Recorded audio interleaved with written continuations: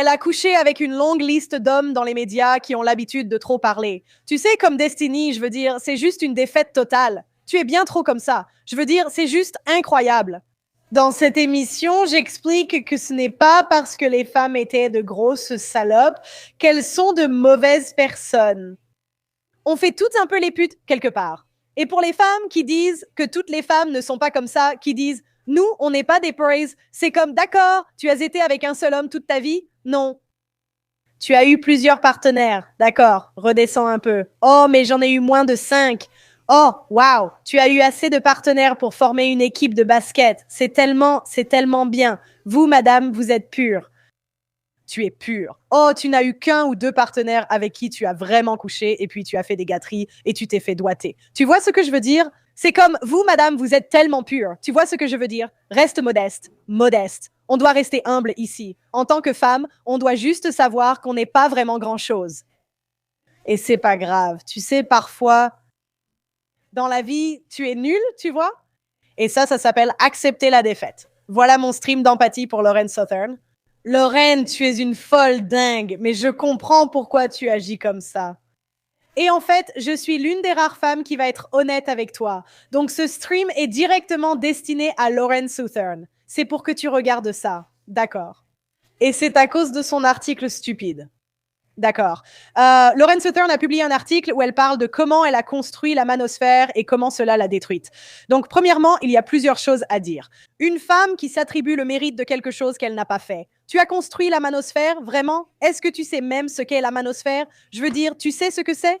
Genre, c'est toi qui as créé la manosphère. Les femmes veulent toujours tout le mérite. Tu vois comme c'est stupide? Lauren, personne ne te dira que tu as l'air stupide car tu es trop jolie, n'est-ce pas? Je suis une connasse moche. Tu sais, je suis moyenne, je suis une moche, non? Alors, les hommes ne sont pas si honnêtes parce que je ne suis pas encore grosse, non? Mais les hommes sont un peu honnêtes avec moi parce que je ne suis pas si canon, non? Je n'ai jamais été au niveau d'une Stacy, tu vois. Donc au moins, les chats sont honnêtes avec moi. La plupart des hommes peuvent avoir mieux. Tu sais, ils sont honnêtes. Je ne cherche pas de compliments. Mais tu es juste trop canon pour que qui que ce soit dans le monde soit honnête avec toi et les gens ont un peu peur de toi. La raison pour laquelle les gens ont peur de toi, c'est que chaque fois que les choses ne vont pas dans ton sens, tu fais ça. Et donc, personne ne va te dire à quel point tu as l'air incroyablement stupide. D'accord. À l'époque, elle était genre un 8. D'accord.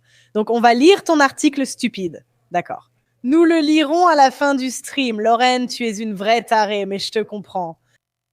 Donc, Lauren Southern avait le monde à ses pieds. Pour ceux d'entre vous qui ne la connaissent pas, Lauren Southern est l'une des premières e-girls de droite. C'était une e-girl blonde de 18 ans qui est devenue du jour au lendemain le visage du conservatisme de droite.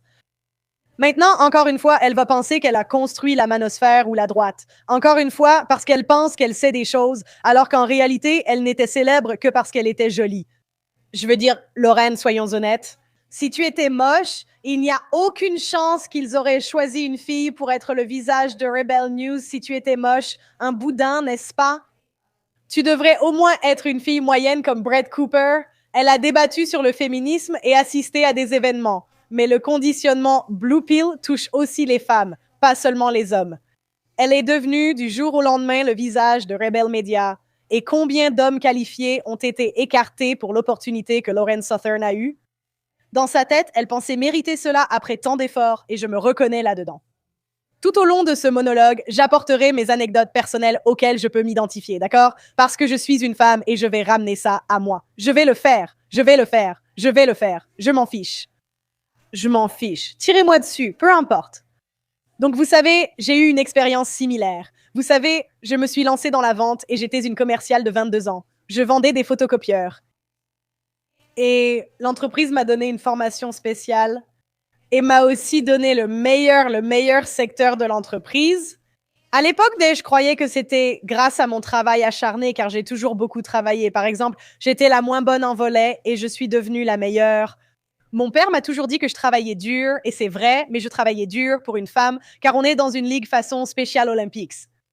On est dans une ligue qui ressemble à la D3, la D2. Tu vois ce que je veux dire? Les hommes sont des athlètes de D1, nous, on est des athlètes de D3, et tu peux travailler dur en D3, mais tu restes quand même en division 3.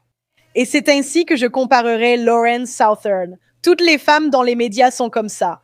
Peut-on vraiment lui reprocher d'avoir pris la grosse tête? Tout ce qu'elle a obtenu dans la vie montrerait qu'elle est meilleure que tout le monde. Je veux dire, si tu as 18 ans et que tu es célèbre, non, et que tu gagnes beaucoup d'argent et que partout où tu vas, tout le monde te dit que tu es génial. Pourquoi ne penserais-tu pas que tu es génial? Tu comprends, Lorraine, ce n'est pas de ta faute si tu es aussi folle et délirante. On pourrait dire que tu n'es pas très maligne d'y croire, soyons honnêtes. Je veux dire, si un homme avait 18 ans et qu'il obtenait les mêmes résultats dans la vie que toi, il penserait probablement qu'il est génial lui aussi, tu vois. Et c'est pour ça que les gens détestent les célébrités, non? Ce sont simplement des personnes célèbres pour leur apparence et leur charisme, pas pour une compétence. Ils ignorent à quel point leur travail est peu important car on nous dit sans cesse qu'ils le sont, non? Et vous savez, les hommes de la classe moyenne ou même certaines femmes de la classe moyenne qui sont grosses vont travailler et on leur dit tous les jours qu'ils ne valent rien. On leur demande pourquoi ils n'ont pas fait ceci ou cela. Ils se font engueuler, jeter et virer s'ils ne font pas leur travail. Pour les conservateurs, ce n'est pas vraiment comme ça, ni pour les personnalités médiatiques. C'est juste comme une bulle. C'est une bulle, non? Donc, elle a eu un travail qu'elle ne mérite pas et on dit aux femmes qu'elles ont toujours raison 24 heures sur 24. Elle était au sommet du monde. Cependant, elle a commis une grave erreur. Maintenant, Lauren Southern aurait pu coucher avec n'importe qui. Vraiment, elle était au sommet du monde, très séduisante. Je suis sûre qu'elle avait toutes sortes de mecs dans ses messages privés, non? Elle aurait pu coucher avec des hommes. Option A. Des hommes qui ont aussi quelque chose à perdre. Elle aurait pu coucher avec des membres du Congrès mariés, mais peut-être pas, car il y a toujours des gens qui cherchent à les démasquer. Mais tu sais, elle aurait pu épouser ou coucher avec des mecs conservateurs qui ont des choses à perdre, non? Tu sais, il n'essaie pas d'être exposé comme Elijah Schaffer. Non, il l'ouvrait trop. Mais elle aurait pu coucher avec des hommes réputés pour être discrets, mais à la place, elle a couché avec des hommes qui avaient une tribune. Elle aurait couché, soi-disant. Elle a couché avec une longue liste d'hommes dans les médias qui ont l'habitude de trop parler. Tu sais, comme Destiny, je veux dire, c'est vraiment une défaite totale. Tu es bien trop comme ça. Je veux dire, c'est incroyable. Destiny a l'habitude, tu sais, d'étaler ses affaires partout. Et elle s'est dit, laisse-moi coucher avec lui aussi, idiote. Tate, tu sais, je veux dire, c'est un mec cool. Je le respecte. Cependant, il se vante des filles avec qui il couche, tu vois. Michaela Peterson ne fera jamais oublier ça. Donc, son histoire est aussi vieille que le monde. Elle entre dans une industrie où elle est immédiatement mise en avant pour son apparence. Couchée avec trop d'hommes avec des micros, elle se fait une réputation de 304. Elle a quand même trouvé un mari parce qu'elle est canon, mais elle n'a pas pu laisser derrière elle sa vie d'e-girl parce que c'est amusant, non? J'adore faire ça. Je m'amuse beaucoup. Je ne suis pas là pour te diaboliser, Lorraine. Le sexe, c'est amusant. Être une e-girl, c'est amusant. On s'amuse bien. On peut juste dire que, tu sais, je ne réalisais pas à quel point Gluck Luck 9000 était amusant quand j'ai commencé à dire toutes ces conneries. J'ai fait le Gluck Luck 9000 un peu trop fort. Voilà, Lorraine. Donc maintenant, tu sais, elle est un peu coincée parce que ce qui arrive avec les e-girls de droite, c'est que les hommes conservateurs ont tendance à nous mettre sur un piédestal puis à être déçus quand on ne répond pas à leurs attentes alors qu'on est des femmes. Je ne sais pas. Qu'est-ce que tu t'attendais, tu vois? Tu vois, Lorraine, beaucoup de ces hommes sont des maîtres du charme, ils ont des micros, je comprends. Lorraine refuse d'admettre qu'elle préfère tout faire sauf s'occuper de cet enfant. Elle a tenté d'être une épouse traditionnelle, puis a accusé son mari d'être violent.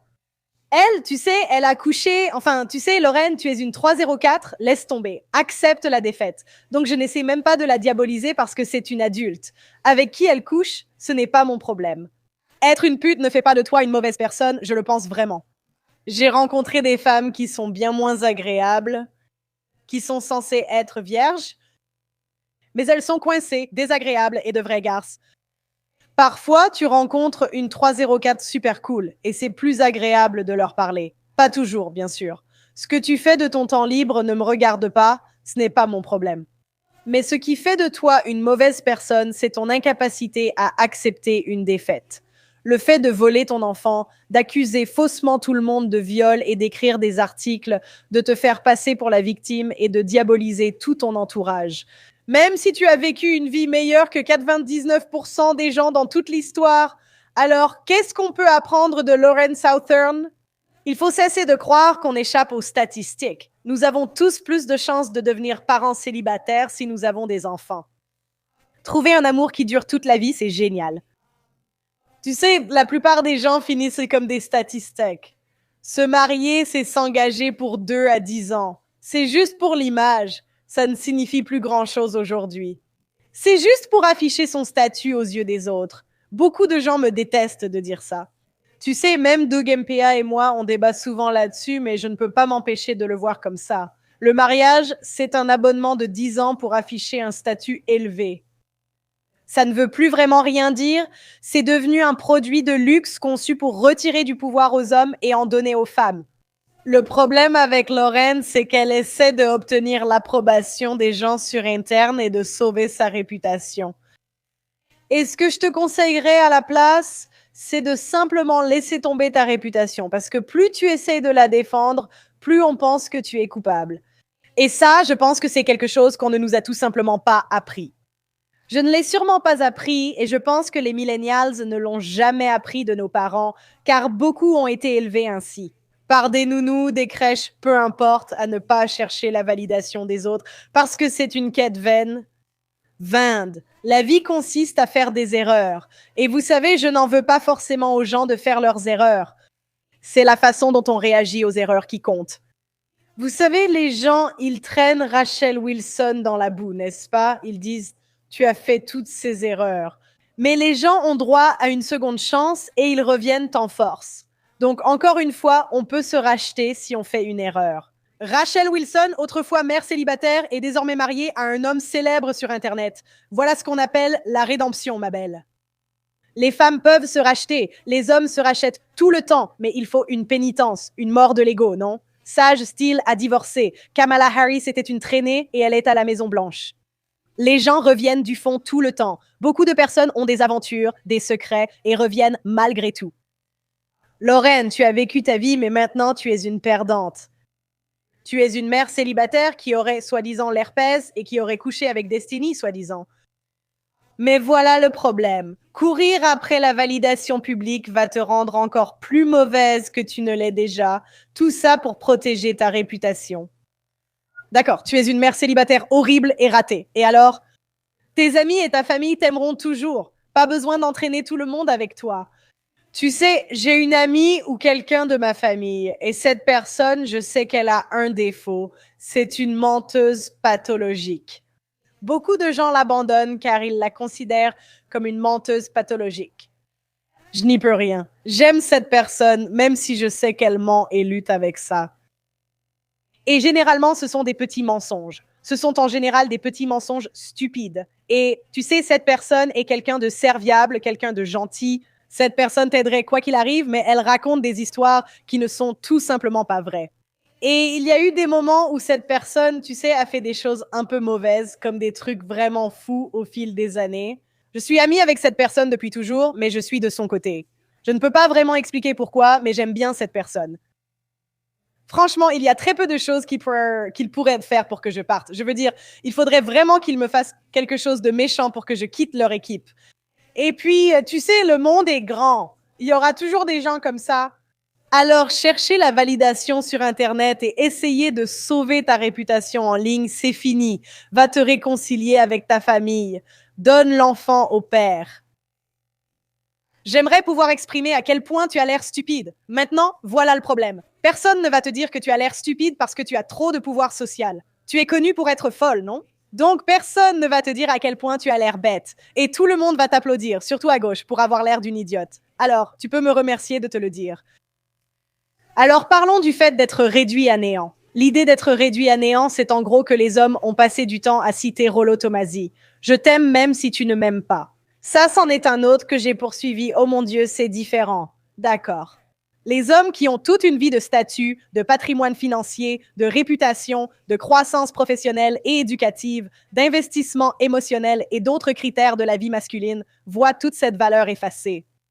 Les hommes vivent souvent cela après un divorce, une perte d'emploi ou une fausse accusation. Les femmes le ressentent aussi quand elles perdent leur statut. J'écris cette deuxième partie. Les femmes vivent cela en perdant le statut de leur jeunesse en vieillissant. Prendre du poids, devenir une vraie traînée, contracter des MST, coucher avec un homme qui s'en vante et vous humilie, être licencié, échouer au travail, coucher avec son patron et se faire renvoyer, ou passer sa jeunesse en surpoids sont considérés comme des échecs. Mais voilà, les hommes, quand ils subissent des échecs, ils doivent les accepter. Ils doivent les encaisser. Quand les hommes perdent tout, ils doivent accepter que la société les voit comme des minables violents.